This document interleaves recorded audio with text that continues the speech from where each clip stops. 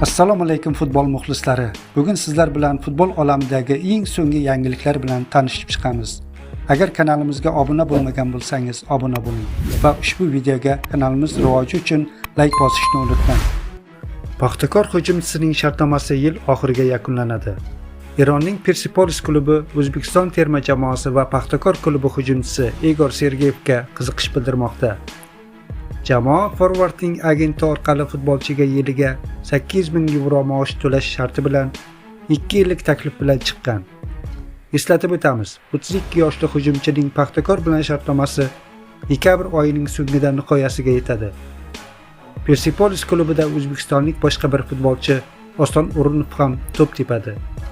Manchester City bosh murabbiyi Pep Guardiola Angliya Premyer Ligasi doirasida Fulham ustidan qozonilgan g'alabani qo'ldan chiqarayotgan o'yinchilarni qo'ydi.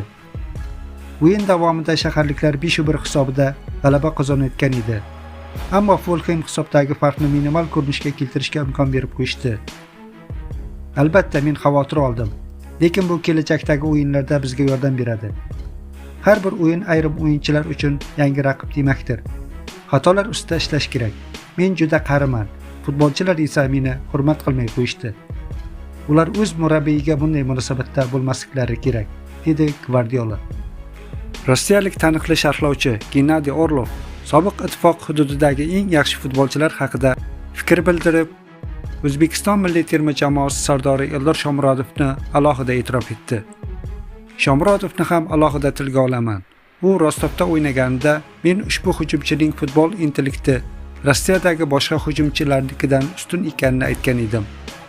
Keyin u Romaga yo'l oldi. Demak, men haq bo'lib chiqdim, dedi Orlov. Mutaxassisning ta'kidlashicha, Shomurodov hozirgi kunda faoliyat yuritayotgan eng yorqin futbolchilardan biri hisoblanadi.